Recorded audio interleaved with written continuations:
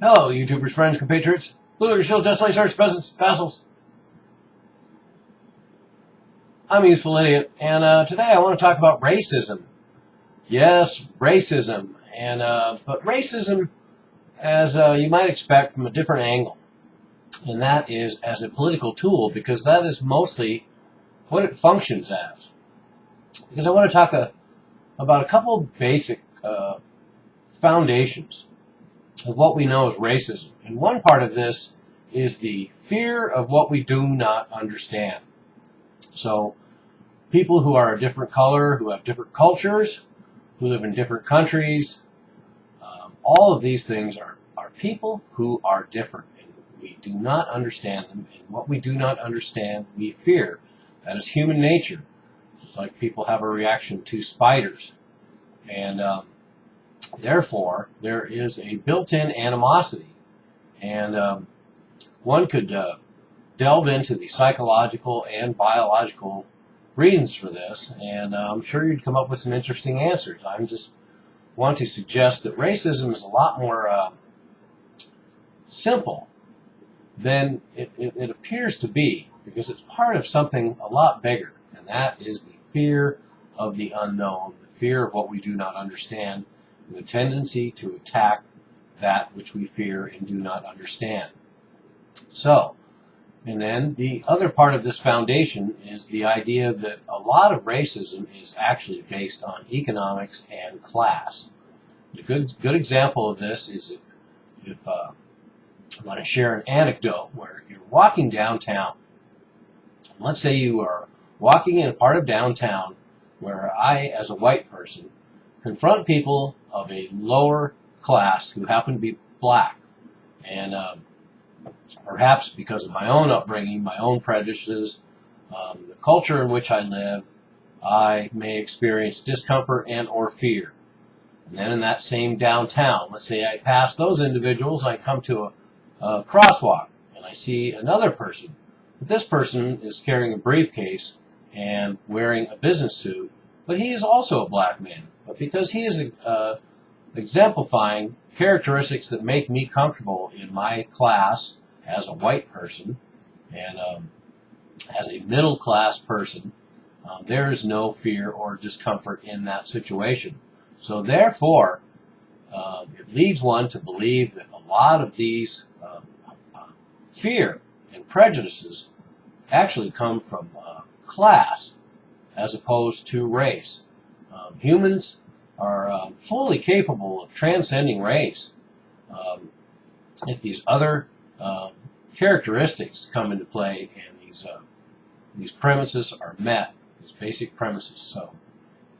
So anyway, another example of that, of course, is there's certainly plenty of white people in the lower classes that exhibit certain kinds of behavior, dress, speech, that also make plenty of other people uncomfortable, including other whites, and therefore, once again, it becomes a class issue, not necessarily a race issue. So I only bring up these two ideas just to show that racism is a lot more complex than just your classic prejudice against somebody who is a different color. And the other reason why I bring this up is because, of course, particularly in the last couple of administrations, we've had this idea played up by the media of the race card.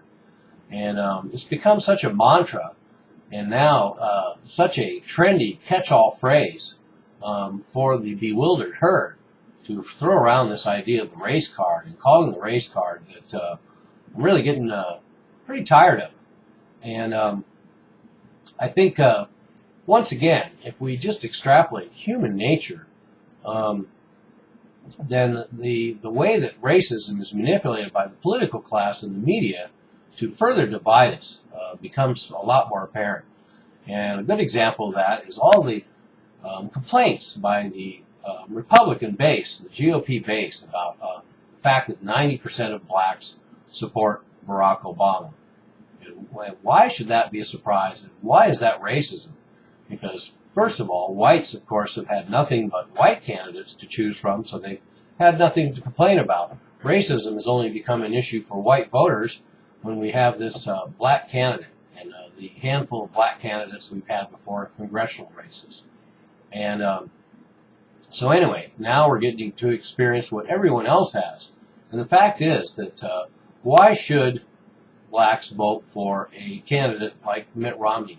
He is the archetype of the Ivy League, silver spoon, white male, archetype for the political class. Why would a black person vote for somebody who represents everything that they may or may not like about a white person?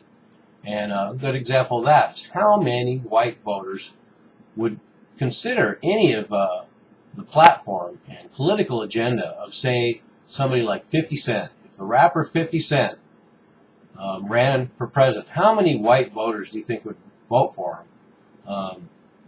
Except for, of course, the trendy, hipster, uptight bitch vote.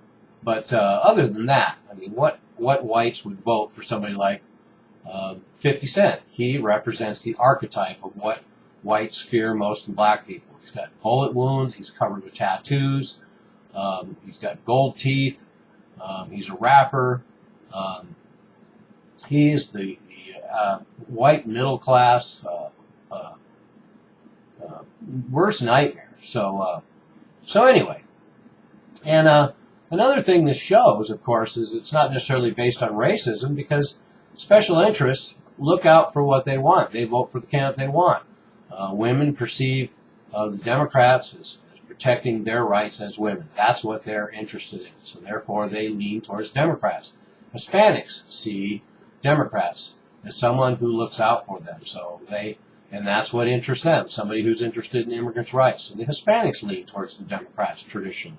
The Christians and the fundamentalist Christians, and they tend to lean towards the Republicans, because the Republicans are going to look out for their interests, and that's pretty much what their interests are, religion and abortion. So every special interest group gravitates towards those candidates that represent their own special interests, even if they actually don't. If they are even perceived as representing those special interests, then that's who they will vote for. Once again, it's not necessarily racism.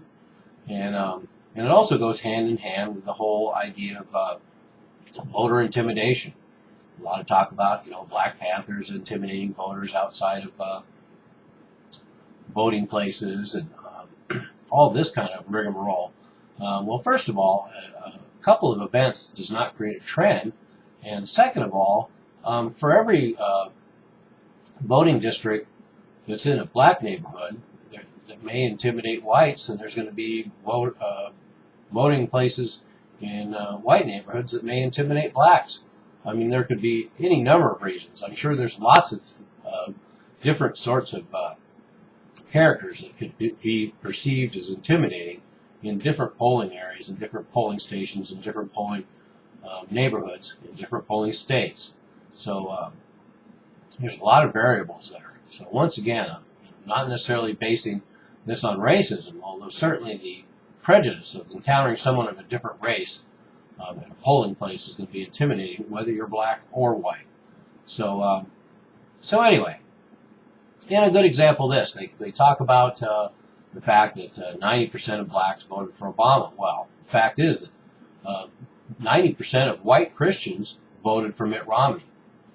Nobody's talking about the racism there. Or the fact that in Alabama and Mississippi, 90% of whites voted for Mitt Romney and didn't vote for Barack Obama. But that's not necessarily perceived as racism either. So racism is a very easy catch-all for politicians to manipulate. It's a very easy catch-all for media to manipulate with. And it's such an emotional hot-button issue. It clouds people's thinking.